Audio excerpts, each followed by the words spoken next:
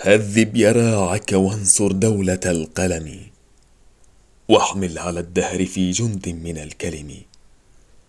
السيف يثلم إن طال القراع به، وفي اليراعة سيف غير منثلم. لم يقسم الله في الذكر المبين به، وإنما شرف الأقلام بالقسم.